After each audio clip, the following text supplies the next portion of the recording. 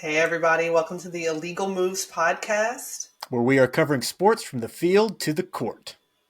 I'm Liz. I'm Taylor. What's going Taylor, on? what's happening? We had like a whole week off. I know. We really. I know we were gonna do episode last week, but that Thanksgiving meal it hit so well. It It did. hit so well. I genuinely got fantastic sleep. I got the Whoop thing, and like my recovery was fantastic. I was just like, okay, maybe turkey and dressing and mashed potatoes and all of the fixins is the answer. So You got that good itis. I absolutely had it. Yeah. Oh, So it was a good time. But how was yours? You hosted a little small Thanksgiving, yeah? very.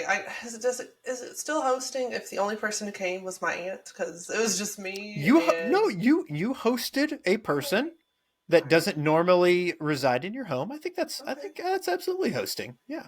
Well, the Uh, plan is for her to move in with us next year. okay, So once then she it's not resides in the hosting. home, then it's not going to be hosting anymore. So Then it's just having Thanksgiving, exactly. which is still great. But It yeah, was good. it was fantastic. Watched a lot of football. Watched the Jim Harbaugh less Michigan Wolverines win the big game.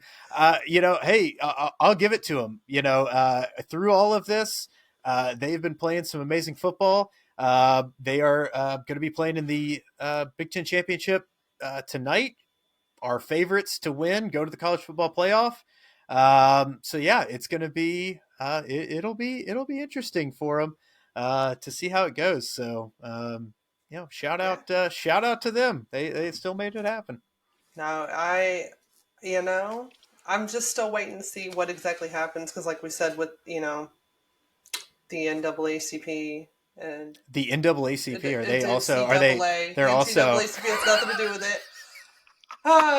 The NAACP, Jesus Christ, so many acronyms I that we go know. through. Although Well, you know what's on my mind though, because okay, no, because I'm not even going to get into it, but I was just looking at some major civil rights violations that Attorney Crump was sharing on his page. So I think that's what's at the oh, top of my mind right now. That has well, nothing to do with sports. That's purely legal stuff. But yeah, yeah, but well, it's partly legal though. It's getting you right in the right legal mindset, while I try to keep us still in the sports realm of thing. But the acronym I guess we'll use today much shorter, only three letters. It's NBA. That's all we really have to NBA. worry about is the NBA.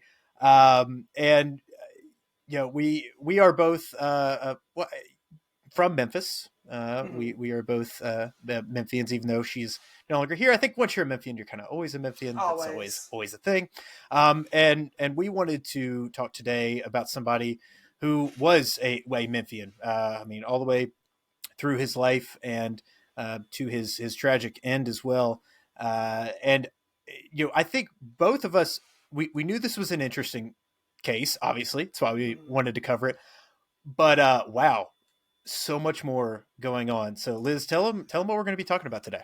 So we are going to be talking about the murder of Lorenzen Wright and the subsequent conviction that led to tossing his ex-wife into prison over his murder. So, um, yeah, this is quite a case. Like Taylor said, we wanted to talk about it because it is an interesting case. The anniversary of the arrest is coming up. I believe they were arrested like early December. So I was kind of thinking about that, um, this being a case local to Memphis and kind of similar to the Michael Oher case, the very first episode that we did. You'll find that there are some personal connections that we have to, or at least I know I have to some of Yep. the players in this case, and so it's interesting to look at it, from that perspective as well. But yeah, it's a very sad story. And I don't know, Taylor, though, before we get into all the sad stuff, which, by the way, that's kind of a shifting gears here to talk about criminal law. I think like we had that, a probate case, the first episode, second Yeah. episode, we talked purely about contract law, business law, and, NCAA Yeah. regulations. And now we're switching into like a criminal law case. So, um, definitely more sensitive subject matter just on the outset, for anybody who's listening, just know that there's going to be some more sensitive subject matter here. But I think a Yes. good place to start is, Taylor, if you want to start with the stats and the facts of just Lorenzen Wright and who he was, because he was an awesome, awesome person. Yeah, absolutely. Lorenzen Wright was born just south of here in Oxford, North Mississippi. It's, I mean, hour and a half at most from Memphis. Started his high school career there, but found his way to Booker T. Washington for his senior year of high school, and then kept it here in town, attending the University of Memphis.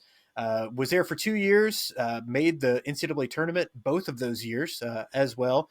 Had a few accolades in his college career. He was a consensus second team All American, a first team All Conference USA, a McDonald's All American in '94 coming out of there, and then a second team Parade All American as well coming out of high school. So, 6'11, 255, listed height and weight, playing center.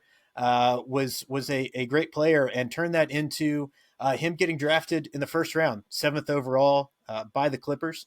By the way, would like to mention, even though he did leave Memphis early, did come back and got his degree in 2003. So I always love seeing players go back to their alma mater, finish their degree. I think that's fantastic. Oh, Uh, yeah. but he had played in 13 seasons in the NBA. So he is, I think you would call him a journeyman a little bit. So that's somebody who is going to play for, at least 3 teams, never really spending, or 4 teams, never really spending any more than like 3 seasons with a team. And that was kind of his career, except for his time with the Memphis Grizzlies. And so my connection here on the sports side, so he was on the inaugural Memphis Grizzlies. So their first year coming to Memphis from Vancouver. I was at the first ever exhibition game for the Memphis Grizzlies at the Pyramid. Got to Oh, sit you were little. got to sit courtside for that. So that was, yeah. So that's like one of my cool things. But Can I tell you real quick about yeah, my first time going to the Grizzlies game? That inaugural year. yeah. I did not sit courtside. The exact opposite. My dad stuck us in some of those $5 at the time nosebleed seats, and I cried because I'm so afraid of heights and would not walk to the seat and was sobbing near like the aisle and holding on to dear life, like holding on to the chairs for dear life. Yeah, And we couldn't stay for the game. We had to leave yeah. because I was having such an anxiety attack. And my poor dad was like, "I'm afraid of heights, but I didn't know you were afraid of heights like that bad." Like, and I mean, what year was that, Taylor? I mean, That was 0102. So I would have been so yeah. I would have been 11. You would have been what, in 9 or 10? 10. Yeah. Oh my yeah. God, we were little. So, Yeah, but and it was funny too. I was looking back at some of those rosters and I was like, that guy was on our team. This is very interesting. But he was here for the first bit of success for the Grizzlies. We made the playoffs 3 years in a row. We got swept all those years, but made the playoffs. He came to us from the Atlanta Hawks. Ended up the team was in transition, trying to do some things. He ended up going back to Atlanta. Had a little bit of success that first year, but then by the end of the 2009 season, he was out of the NBA. I would say, for a center during this time, pretty respectable career averages of 8 points, 6 rebounds, played about 24 minutes a game. His best season came in 04-05 with the Grizzlies, played in 80 of the 82 games, started 77 of those, averaging 9 and 8. And was somebody who, and I think, especially those early Grizzlies teams. I know for me, I do look back fondly on those teams, even if we weren't the best. It was really special. We got a basketball team, and he was one of those players that I always remembered. He was one of the original guys, and always cheered for. They, even though grit and grind came a little bit later, I feel like the Grizzlies have always kind of had that mentality. We're a small market team, no real big name players, save for now with, we had the grit and grind because Harrington sure did put everybody into debt building that forum. Well, man, Pyramid was cool, man. Pyramid was so cool. Such a cool thing. For listeners who don't know, so we used to have all of our basketball games, Tigers games, and all that, like everything. Oh, every event. Oh, man. Every event, everything at the Memphis Pyramid, and it is, what is it, the 5th largest pyramid in the world? I believe so. it's in downtown Memphis, close to the Mississippi River, because it's supposed to be like a reflection of Memphis, Egypt, right? Mm. So Memphis, Yeah. Tennessee, Sitting Memphis, on the Egypt, Nile, sitting on the sitting on the Mississippi. Mississippi, and Memphis is on top of like one of the purest natural aquifers in the entire country. So you basically get bottled water out of the tap. So Yes. like all of those references, right? It's like one of the coolest. Like we brag about our water in Or Memphis, and our just water is better than yours. our I water is don't better than I don't yours. care where you're Okay, from. doesn't matter. Don't care. Doesn't matter. Um, but the plan I believe was they were going to build the FedEx Forum, right? And they were going to say, well, that's going to be the home for the Grizzlies, and we'll use the pyramid for the Tigers. And then they just decided, nah, we're just going to do everything at the Forum, and everything slowly trickled away from this beautiful pyramid until it was empty and defunct and used for nothing. And it is now like the largest Bass Pro Shop in the world. It is a Bass Pro Shop. If you It is a Bass Pro if you Shop. are not aware of what it looks like, please Google it. Please look up Bass Pro Shop Memphis. It is ridiculous. There is some. I mean, it's a happening spot now. So I guess Yep. I'll give them. I guess I am glad it didn't get torn down. I Yeah. guess that's like my True. thing. I'm glad it got a second life. I'm glad it just wasn't torn down because it is such a cool, unique thing to us here in Memphis, and is a landmark. That with the M Bridge, I mean, it's like every cool photo of Memphis that you'll see, it's the pyramid, the M Bridge. So, Oh yeah. but yeah, shout out to Bass Pro, I guess, for doing that. Um, but yeah, so back to Lorenzen. You know, we do hold, as we've talked before, sports is very important here in Memphis, and we hold our players in high regard. We love them to death, and he always loved Yes. Memphis, even though he wasn't always living here, lived in Lanswell, but always stayed close to Memphis. Want to call out, he's got there still is a scholarship with Booker T. Washington High School for students that go to the University of Memphis, that is in honor of his daughter, who passed away tragically, Sarah Simone Wright. Uh, Always had a love for Memphis. It was never was too far away, and wanted, I think, good things for you. He's from around here, and the people from Memphis. They just, there's always there's always that connection, Oh yeah. and so he was here, and then unfortunately, literally the year after he got out of the NBA, he was tragically murdered. So Liz, I'll let you start talking about the case a little bit. Yeah. So it starts on July 18th, 2010, and that's when Lorenzen was later reported as like when he first disappeared. So he and his wife, at the time named Shara Wright, she now is Shara Wright Robinson. Um, they had been divorced for about 5 months at this point. So the divorce was recent. I believe Taylor, he was also going through some financial troubles, Yeah, he of was course. had He'd been a at the yep. NBA, and so there was just it was a hard year for him. Um, and he is now disappeared, reported to disappear. And Shara would later tell police, well, he left my house with some drugs and an undisclosed amount of money, and insinuated that he was trying to make a drug deal to get extra money. Um, and it wasn't until July 22nd, 2010, however. So again, he apparently went missing on July 18th. It was July 22nd when there was a missing persons report finally filed. It was not filed by Shara. It was actually filed by his mom, Deborah. Um, and that's going to be really important later, talking more about Deborah later in the podcast and everything that she did, everything she went through. But she filed the report because she said he hadn't spoken to his children in a few days, and that was very unlike him. This man is a family man, all about his kids. That was very strange. Again, very close to his own siblings, and his sister said, he even missed our sister's baby shower. Um, that's weird. That's something that he would not do, and so they went ahead and filed that missing persons report. And sadly, on July 28th, 2012, that's when his body was found in a field in Memphis. 11 gunshots to the head, torso, and right forearm. Um, So, 10 days after he had gone missing, his body was found. Now, how they found his body is on July 19th, 2010, a call actually came through 911 to a dispatcher where they couldn't make out what the person was saying, and then they heard gunshots. And the dispatcher failed to report this to their supervisor because they said, well, they couldn't locate the person or whatever. So they just didn't report it. That was like, I don't know how that's an excuse. Yeah, How, like, I mean, clearly if you can't make out what the person is saying and then you hear gunshots and you're just like, oh, well, guess there's nothing. Like, yeah, I'm a little, I don't, I am not super familiar with the how all of that works, but I would like to think that if I was in need of help and a dispatcher heard that they would uh, try to go above and beyond a little yeah, bit to try to help me out. something. I So would very, hope. very odd, just very that again, and that's I think right. I think that lets you know how this case goes. It's odd. It started odd with that, Yeah. and then just kept getting more strange as the years went on.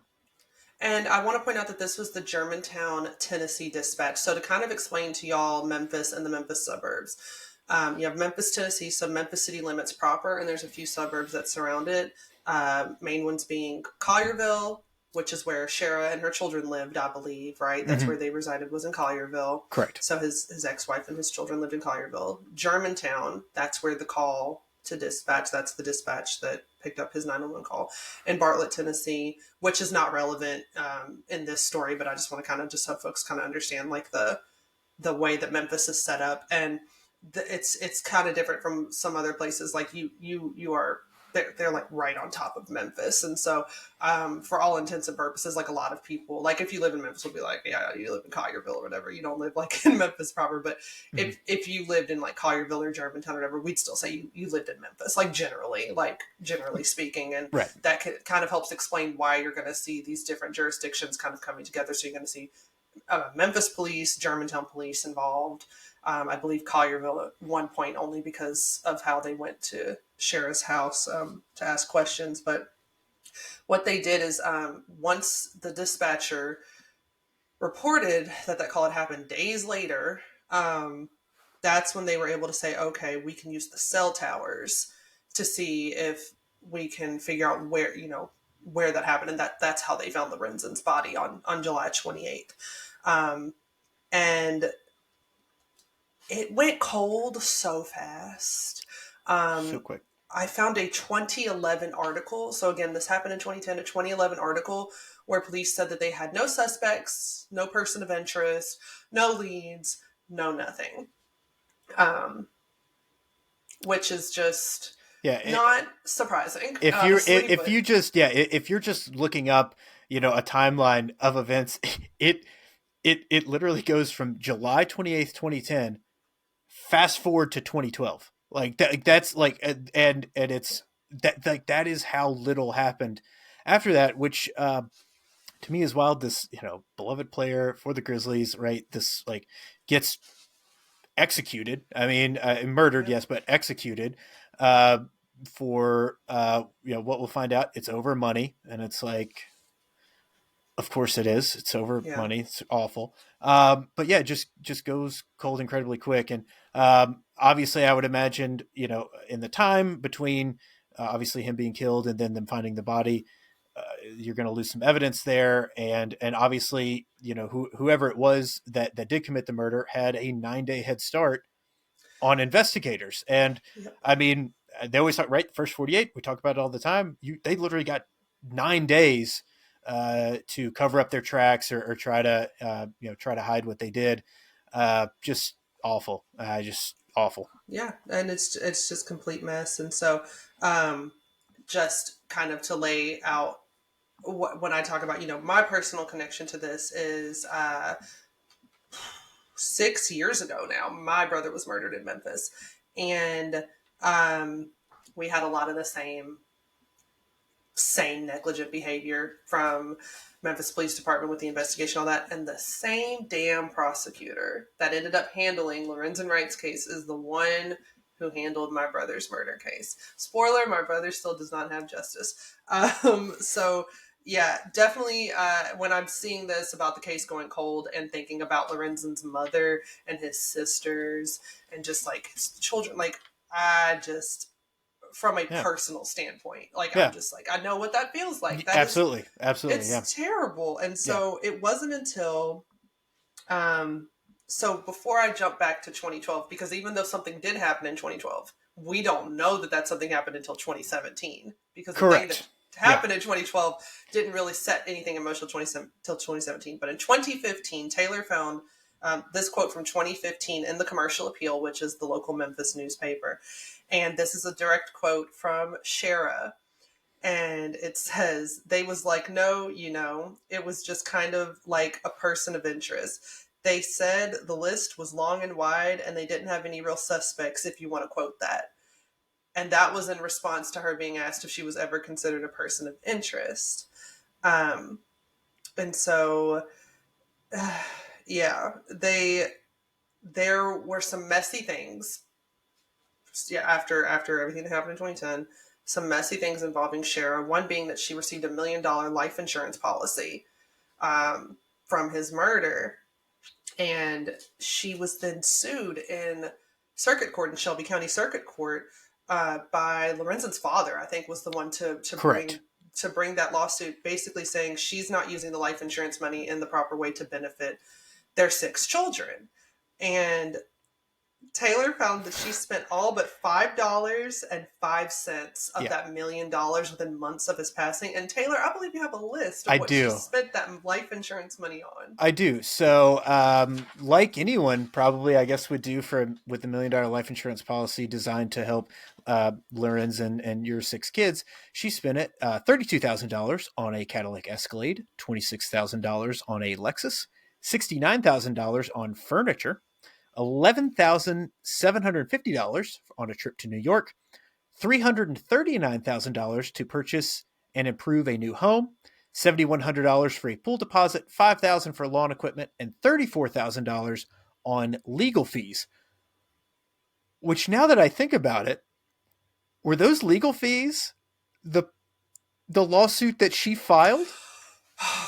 That is a good point. So, was that part of that? Because it had to be. It had to be. So here's the other thing that Taylor and I found that was crazy. Is there was a civil suit that they filed in 2011 that Shara joined in with Lorenzen's parents, Deborah Marion, and oh my goodness, I forgot his father's name, Taylor. Sorry. What is his name? I will find his name. Go ahead. I would like to. Yes. And yeah, so they all entered in a lawsuit together. Lorenzen's parents on behalf of his estate, suing Herb Wright. Herb Wright. That's right. Wright. Okay. So Lorenzen's parents, Herb Wright and Deborah Marion, and his ex-wife and the mother of his children, Shara Wright, they brought a lawsuit together against the cities, Memphis and Germantown. I think both of them were joined in this for all kinds of stuff, from negligent handling of the dispatch call, which makes total sense, right? Mm-hmm. Also things like abuse of a corpse and all kinds of other stuff were listed in that lawsuit. They were seeking $2 million in damages and then another $1.8 million for the 6 children. In 2013, they ended up getting a settlement and coming to a settlement agreement of $185,000 to be split equally among the 6 children. Now, Deborah, Lorenzen's mother, was very vocal about how she was not happy with that settlement. She was like, "That's not enough." And I agree. That's. Oh, did you say 185? Excuse me, 85,000. It was only 85,000. 85,000. Sorry, Taylor. Thank you. Yes. And if 185 is not enough, you can bet 85,000 split 6 ways. Split 6 ways among his 6 children, whose father is gone forever, and they will never get him back. That was enough, apparently. But in the article where she was interviewed about the settlement, Deborah even said, well, Shara's never going to come to an agreement. We can't agree on anything. So they basically said that they settled because Shara wanted to. So you can already see there's some tension between Deborah and Shara. Did I say Sharon by accident? Shara, not Sharon. Shara. I know, I'm just like stumbling over things. And she said that later on, Deborah would say things that alluded to the fact that she thought that Shara was always responsible for Lorenzen's murder because, according to Deborah, who else would benefit? Yeah, no one else. I mean, there's this $1 million, and again, and this is going to be just a bit of speculation, right? He did earn, I believe, his contracts, which we spoke about in the first episode, how contracts aren't always, but I believe his contracts were worth about $50 million total over his 13-year career, excuse me. At the time, he had a home repossessed. He owed some money, I believe, I think in some child support. So I don't know if there's this thought of, well, you're not playing the NBA anymore. You owe a bunch of money, but hey, there's this $1 million life insurance policy. So at least I could get that. I don't know. Like, hard The for me to greed get is there, nuts. right? Greed is at a Because I'm cruel. sure she got enough in the divorce. I'm sorry, $338,000 for reference, y'all. In 2010, she spent $339 on a new house in Memphis. Y'all, that is a mansion. Oh, Would be a ridiculous house in Memphis, Tennessee. You can get a really nice house in Memphis today in 2023. You can get a super nice house in that 300,000 400,000 range, like dollar range, like, and that's $2023. In 2010, yeah, in 2010, it's worth about 460 today.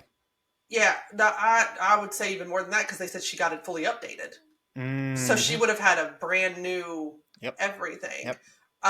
You don't need all that in Memphis where the cost of living is low. So Mm-hmm. even with all the other things she purchased that are crazy, even the house is kind of crazy when you think Mm-hmm. like, God forbid if I lost the father of my child, I'm going to try to make the life insurance policy stretch as much as possible for the life of my child, at least until he turned 18. And she's got 6 kids. Right. Um, but all that aside, yeah, the darkness behind all of this of what led to his murder is just terrible. And so that brings us to 2012 because this case has gone cold. Yes. The police really done nothing. Everything has been bungled from the beginning. Nothing's really going on. This case has gone cold. What I've heard just anecdotally is that Lorenzen's mother, Deborah, was constantly calling down to the DA and everyone else to like say like what's going on in my son's case, all of that, which I've seen my own mom and dad do about my brother's case, and so Sure. fully believe that. And so she's still trying to get justice for her son. Nothing's happening.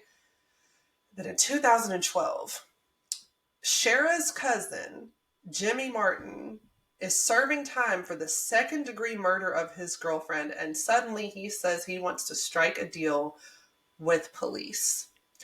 And that's where everything turned. But again, that was in 2012 when all of that started, all the talking back and forth started. It wasn't until November 2017, so 5 years after that. We are now 7 years after Lorenzen has been murdered. That is when Shara's cousin, Jimmy Martin, led police to a lake in Walnut, Mississippi, and said that's where the murder weapon is. And divers went in and they retrieved the gun instantly. And Which is wild to me. crazy. That's wild to me. And so they've got the murder weapon. And Kelvin Cowens, who is the ex-boyfriend of Shara, he started dating Shara, I think, not long after Lorenzen had been murdered. He did an interview and with news outlets, and he said that he called Shara and said they found the murder weapon, and her reaction really put him off because he was like, instead of being happy, instead of being relieved, she was nervous, she was scared, she was shifty. And he thought that was strange. And then police has to talk to him, which of course he did. And then he didn't say what they talked about because he said he didn't want to compromise their investigation, but went on record as saying, but I learned a lot in this that conversation. this quote. So him quoting Shara, right? This quote is kind of, it's intense. So Shara said, "quote I think it's all a ploy, and what's it going to do? He's not going to come back anyway." Like, Cold-blooded. like the obviously if you I think if your partner was murdered and they found the murder weapon, I feel like you'd be pretty overjoyed, unless you already knew what had happened. So Exactly. And yeah. so that happened in November of 2017. And again, just, and then it was December 2017. So only a month later, the police had everything they needed. They arrested Shara. They extradited her to Shelby County Jail. And they also arrested her landscaper, Billy Ray Turner. He got arrested in Memphis. He was still living in Memphis at the time, which is wild to me. If you're going to go murder somebody, I don't know why you're going to stay there near the murder scene, but all right. Okay. Whatever, I guess, do you. Because he assisted Jimmy and Shara in murdering her ex-husband and the father of her children, Lorenzen Wright. And again, that I just want to backtrack to like what Taylor and I were talking about with the civil suit. How bold for her to bring that civil suit along with his parents, because she's essentially suing the police for not immediately catching her ass. Yes, like that is what, and it's like, I mean, I guess if you are trying to keep up your innocence, you got to be like, yeah, no, they didn't do a good look how they were bad, and yeah, I want to sue, and it's like, but interesting that you you know, obviously didn't fight for it to go very long. You didn't fight for more, She um, settled right? before You they could maybe do settled more discovery, maybe do a little more. right fairly quickly. You know, I mean, that lawsuit only lasted you know, Less it was than two under two years, I years. It was think. under 2 years. Yeah. Um, happened sometime in 2011, settled in 2013. So somewhere in there that Yeah. two or under. Um, I- Incredibly bold, incredibly bold. Incredibly. And I guess, I mean, I guess you got to do it to try to keep your innocence up. But um, man, I just $1 million. I just Uh, over $1 million. I just think about that, and like obviously she blew it within months, so it wasn't that much money for her. right. I just I just can't fathom how evil somebody has to be to do all of this. And in the midst of all this, Deborah, um, again, Lorenzen's mom, said that there were mixed feelings about this because she said, it was only a matter of time until Cher got arrested. And again, kind of confirming that she always suspected her ex daughter in law of what was going on. And I would imagine, I don't know because I can only go off of public reports, but I imagine if I talk to Deborah and say, like, did you tell police from the jump they need to look deeper into Cher? She'd probably go, uh huh. And probably did, because uh, like I said, my family experienced that very, very thing of having to push and push and push and push and push and push for police to actually, specifically Memphis Police Department, Yeah. same police department, to do what they're And supposed to do with these investigations. And so my heart yeah. just goes out to her. But she said there were mixed feelings because on the flip side, her grandchildren were completely turned against her within those 7 years because Shara had convinced her children that she had nothing to do with their father's disappearance and it had to just have been a drug deal gone wrong, Yeah. which is so dirty. Like, you murdered him, and then not only that, you murdered him, and then you also painted him in the most negative light. Didn't try to say, oh, maybe he was kidnapped or this. Tried to paint him as dealing Yeah. drugs. No, he was just trying to get Paint money. him He like, was trying to flip some drugs to get some money because he was yeah. so poor off and he had messed up so much. And I mean, it's like she tried to uh, ruin his reputation too. It's like she tried to just kill him in all the ways she knew how, and it's insane to mhm. me. And so after this arrest, they found uh, investigators and prosecution found that this this murder was done not too long after the first time Shara and her cousin Jimmy were going to murder Lorenzen. And the first time they actually attempted it was in Atlanta, Georgia, at his condo, I believe, in Atlanta, Georgia, Lorenzen's condo. And there was a family member who said, I never saw Jimmy in Atlanta, but Shara did pop up at the house one day, and Lorenzen was there with the kids, and came by briefly and left. And I'm thinking that that was the day they were going to try to kill him, but maybe they chickened out because all the children were there.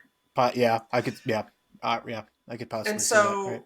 so because of that, on July 25th, 2019, after maintaining her innocence, Shara pleaded guilty to facilitation to commit first-degree murder, that is the murder of Lorenzen Wright in Memphis, Tennessee, and facilitation to commit attempted first-degree murder, and that would have been the incident in Atlanta, Georgia, when they first were planning to kill him. And she got 38 years, but is eligible for parole after 9 years. Yeah. So, And obviously pled to that to avoid just a straight up first degree murder charge. exactly. And to again look out for Shara because Shara looks out for Shara.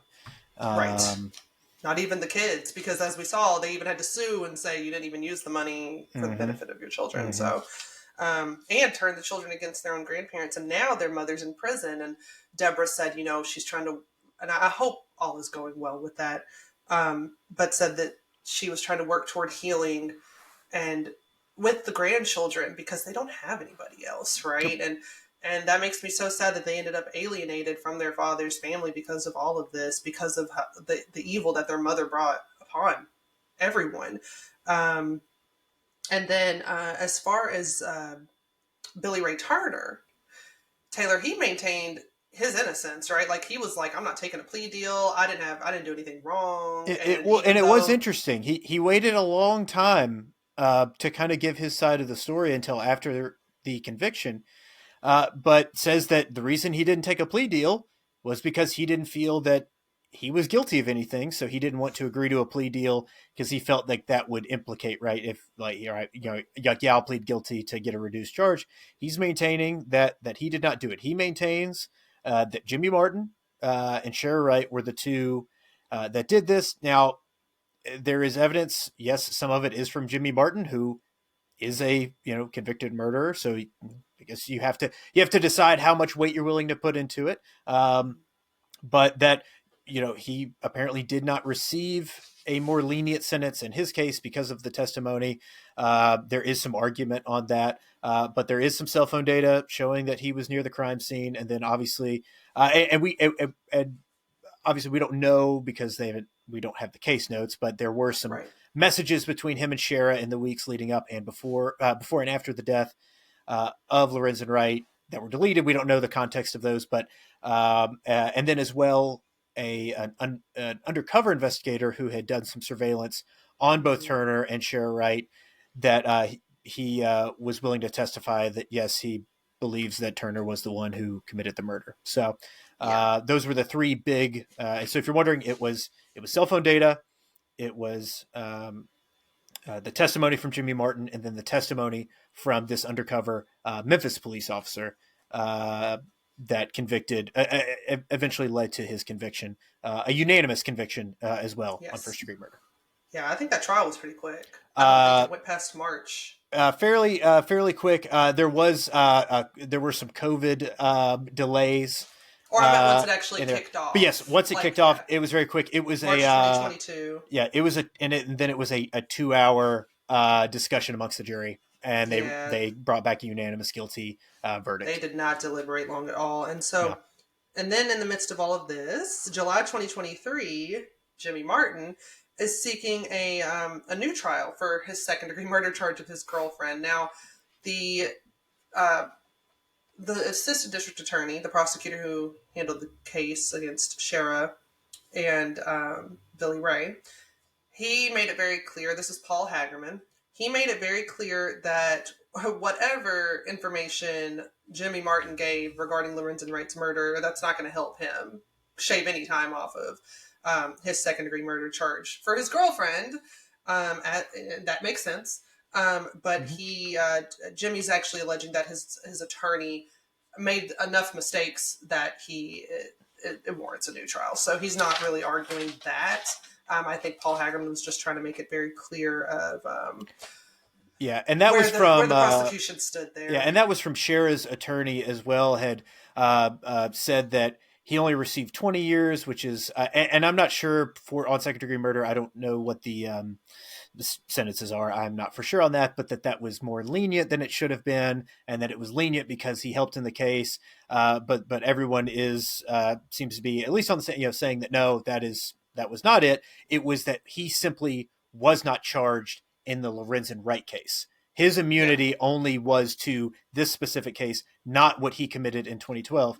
which makes Um, sense to me because in 2012 he was already serving time for it. yeah, So yeah, obviously he had already been sentenced. So had I yeah don't know had how you been could negotiate. had committed the murder and was convicted and Yeah, thrown in jail in 2012. I think Shara's Yeah. attorney was just being petty. Honestly, I think. Yeah, I mean, I guess you're trying to do whatever you can for your client. I guess. Yeah, like But I get it. I mean, but you can't just be saying crazy things right, now. That's not and competent really, I mean, counsel. God, it's so crazy to me. It's just so crazy to me that the only reason that this case now, obviously, I mean, we don't know what would have happened, but the reason this case was solved was because Jimmy Martin was maybe trying to maneuver his way into less conviction for murdering his ex-girlfriend, and because he did that, he came to prosecutors with this case. Like, What this comes down to is for Lorenzen's case to be solved, somebody else had to be murdered. you know, That's honestly what it comes in down a to. weird, like, And the that's way what things happened. work. Yeah. That's what happens. And so, I gotta be honest. I was getting so irritated as my sister, my oldest sister, and I would talk about this with the whole Lorenzen Wright case, and at all of this is happening at the same time of my brother's murder investigation and everything, right? And so, same attorney, same prosecutor, and they've just dropped it. My brother's case has gone cold. Now, this is the part where I'm kind of getting around away from Lorenzen, but kind of explaining to folks listening what just a personal perspective. So I am biased in that way, but also just even with just the facts of this case, like how it's reported in the media versus what's really going on. Like Taylor said, the only reason that this case got solved and a conviction was brought forth is because somebody else had to get murdered for somebody else to get in trouble and then decide to snitch. The police didn't do anything. The prosecution didn't do anything. Nobody had any heavy lifting in this. Like I have no problem going on record saying that. Sorry, Paul. I already don't like how you handle my brother's case, but you did no heavy lifting on this. This is a slam dunk. This is a slam dunk case. You had somebody lead you to the murder weapon. Yeah. You had somebody Here's who the was murder already, weapon. Here's cell phone yeah, tower data. And then, oh, hey, can you go follow these people?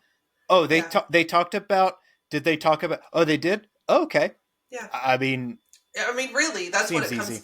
comes down to, and it makes me think, like with my brother's case, which I've talked about on social media several times, where they had no suspects until my brother was killed walking to his car because some people in a white Hummer, drove by and were shooting at other people. My brother was not involved, but he was the only one that got hit because they were just shooting. There were lots of people walking, and so they shot not only their targets but innocent people or innocent bystanders. And my brother, unfortunately, was the one that got killed. And the police were like, didn't have anything. Well, my niece, who was 19 years old at the time, just did a Google search of white Hummer shooting and found that exact same white Hummer involved in another shooting and handed the suspects to the police on a silver platter.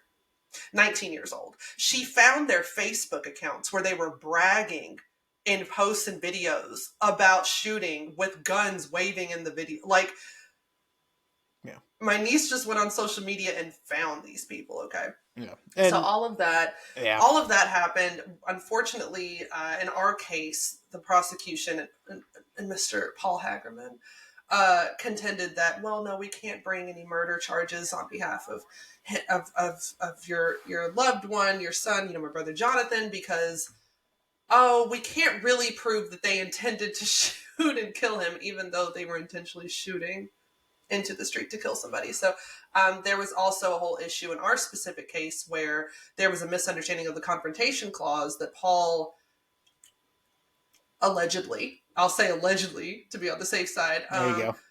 told my family the wrong written information about how the confrontation clause works. I was like, that doesn't make any sense. I know I'm a baby lawyer, and I don't do criminal law, but no, that don't sound right. And then it was like, yeah, the case is going to go forward. That got appealed. They ended up appealing it to the appeals court in Tennessee, and the Tennessee appeals court said what I said. They were like, yeah, no, you can bring this case forward because X, Y, and Z. I won't go into like details on it, but yeah, and then they just dropped it like nothing. So my brother's case has gone extremely cold, and so unless apparently one of these people murders somebody else and then is stuck between a rock and a hard place and decides to just snitch everything to the police and the prosecutor and all that, nothing's gonna happen. And I think so it's just it's a hot mess. It's a hot mess over there at the Shelby County DA's office and the Memphis Police Department. So I feel for Lorenzen's family, and if y'all are listening by any chance, if Deborah is listening by any chance, I am so very sorry for everything that you had to go through. Absolutely. And fighting to just get, I mean, it seems so obvious that his wife would be involved and that she wasn't even named a suspect. But the fact that you had to fight tooth and nail for 7 years just to get somebody charged. And I am so happy that you've gotten some sort of justice for your son, because this is a terrible thing. And I lost my brother.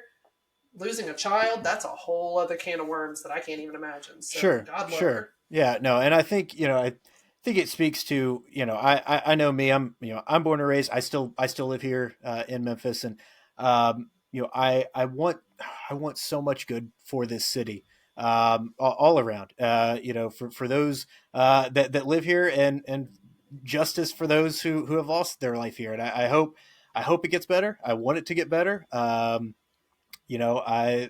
see what happens.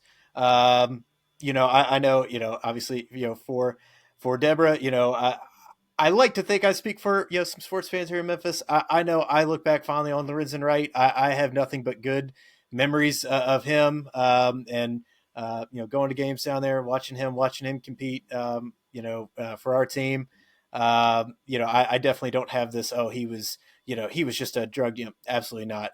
My only memories of him are in those OG Memphis jerseys, where they just photoshopped out Vancouver and put Memphis on Yeah. there because they were still trying to figure it out. And him coming in and being a big part and a contributor to not only the team but to the city, and being a great ambassador for this city.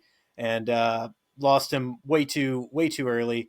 So many Grizzlies players. I mean, obviously Zebo being the biggest example, right? Somebody who has stuck around, is still a part of the city. Recently had his number retired. Folks tend to, former Grizzlies tend to kind of find their way back, and are always a part of it, that were, here for a long time at least. And, just absolutely, yeah, hate it for them, but happy that some justice has been brought to their family.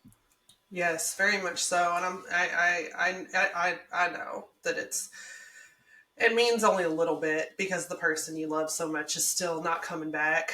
But I love what you said, Taylor. Like, his reputation has been cleared, right? Yep. Because the way I think that really got me is Shara, the way that she hurt his reputation and the image of him, and the lies about like this being a drug deal gone wrong. That really didn't sit right with me, because when you lose someone, especially if you lose somebody so tragically and violently, um, you're you're constantly having to fight to also preserve their reputation. And I remember getting on Facebook within the 24 hours that my brother was gone, and instantly knew what kind of comments I was going to see. Knowing my brother was 100% innocent bystander, instantly knew the crazy, ignorant things people were going to say in the comment sections of the Fox News and the WREG posts. And let me tell you, I argued with every damn body until they deleted those mean comments, Yeah. just assuming that my brother was a drug dealer or a gang member or a Sure. thug or whatever. So that, I think that also is why that struck me the way that it did, because I'm like, that's all we have Well, in yeah, life absolutely. is the Once they're memory of who gone, they were. that's it. Yeah, once they're gone, that's it. So she's And like I yeah, said, it's like she's trying to kill them both ways. And that just really, yeah, so I love what you said, that we will always remember Lorenzen as this amazing basketball player. We will always remember him as beloved member of the Grizzlies, and absolutely.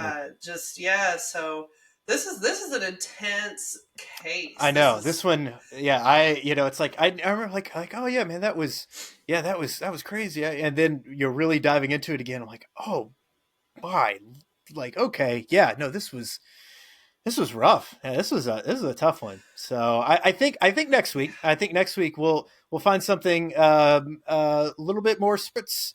Yeah, we'll get something a little into a bit, little bit more illegal sport thing, yeah. and maybe uplift it a little bit there. But I think really important though to bring cases like this to light, to have people know, like, hey, what's going on, and how even somebody who is famous, right, that their death can go unsolved, even when it sometimes seems so obvious. But um, Yep.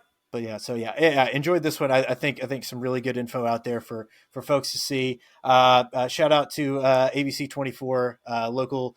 Our local ABC affiliate had a really great article on the timeline that we Really referenced good there, one. that you can go find as well if you want to read some more details of various things in there. But yeah, I don't know what we'll cover next week. We may wait a little bit because there's going to be some stuff. I'm going to make you talk about golf at some point. I'm going to It's make you do coming. it, It's coming. because they have until December 31st, the PGA Tour and the PIF, to have an agreement. So I'll wait till they're done with that. So it won't be till early 2024 we talk about it. But I'm gonna make you talk about I golf. know you're going to make me. I know. I already know the golf is coming. I already know that golf is coming. I'm gonna have to deal with it. I feel like you're also gonna somehow force pickleball. Well, actually, it could be interesting because I mean, obviously, the biggest thing with pickleball is the whole talk of the amount of money and health insurance that is now being spent because of pickleball injuries. There could be something interesting there. But I mean, there are so many. I've got my list of sports kind of heavy topics, and there's Yeah. always stuff. And two, for those of you listening, if there's anything you'd like us to cover, please throw it in the comments wherever you end up listening to this. Whether it's you can comment on our Instagram, Booker Squared for Liz, the Bespoke Taylor for me. Always let us know if there's anything you want to hear. But Yeah, we're happy to hear it. there are so many sports things out. So Taylor, Yeah, oh yeah, let's go. it's our pop culture moment. I'm ready for it. I'm ready for it. This one is so easy. Oh no. This one is so You're setting easy. me up. You're setting me up now. I'm not. Okay. I fully expect you to get this. Okay. As all right. as a native Memphian, as my friend. Okay. As the man who is with my bestie. Okay. Let's do this. Let's go. You'll know this. I got it. You may recall that the last full year that Lorenzen played with the Grizzlies would have been 2005. Okay. Correct. Do you know what amazing film came out that year that had a huge effect on the Grizzlies team, specifically when it comes to our chants in the forum? Yes. I believe that was a film starring Terrence Howard. Yes. I believe that film was called Hustle and Flow. Yes. And I believe that chant you're talking about, which we haven't got to do a lot this year because we've been kind of bad, but hey, 2 wins in a row. I believe that'd be Whoop That Trick. You are correct, Taylor. That is your pop culture moment today. My Memphis card was in the balance. Your Memphis card, it was absolutely in the balance there. I get to keep it though. But I had to put that one out there, even though it's a softball, because we're talking about a Memphis topic. We're talking about NBA in Memphis. We were talking about the Grizzlies. And I feel like so many people are so shocked who are not from Memphis when they realize we don't yell defense. We don't do that. We yell Whoop That Trick. Absolutely. Absolutely. Yeah. It's... Man, I'm telling you, I've been to some playoff games at the Forum. Like, you get a full FedEx Forum, you throw this on, everybody in that arena is ready to go. They will, like, what do you need? What you got? I don't care how big let's go. Everyone's ready to go. And just waving the Grizzlies house. I know. There's like 10 in this house. Upstairs. There's 10 in this house somewhere. I need to keep one close to me. I'm dedicating this round of Whoop That Trick to whoever Shara Wright's cellmate is. Absolutely. God, man. It is. There's nothing like watching just an arena full of white people just go nuts to that. I mean, it is just it's so funny. No, it's great. But I think again, sports is so important here in Memphis, and the Grizzlies specifically. When the Grizzlies are good, man, this city comes together. It's intense. And those were some good early, even though it was rough, record-wise, some really good early years with Lorenzen. And, we're trying to keep it going now with kind of our new next-gen team. And hopefully we can rekindle some of that magic that we've had recently. Hopefully. We need to get some players back. Talking to you. And I will say, we might end up doing an episode on Ja. Because again, well, interesting because it blurs that line between it not necessarily criminal, but again, kind of, sort of, but it's more of those NBA kind of bylaws, right? Player conduct, which I think also it's just going to be fun to talk about Ja's stats. Oh, absolutely. We'll have plenty of stats there to talk about it. Yeah. But yeah, no, I think I think that'll be that'll definitely be down the road. We'll be recording next week again. Going to be talking about some more stuff with sports stuff, with legal stuff, how it all works together. It's going to be a good time. So thanks for listening, y'all. Come back and see us now. Bye, France. Bye.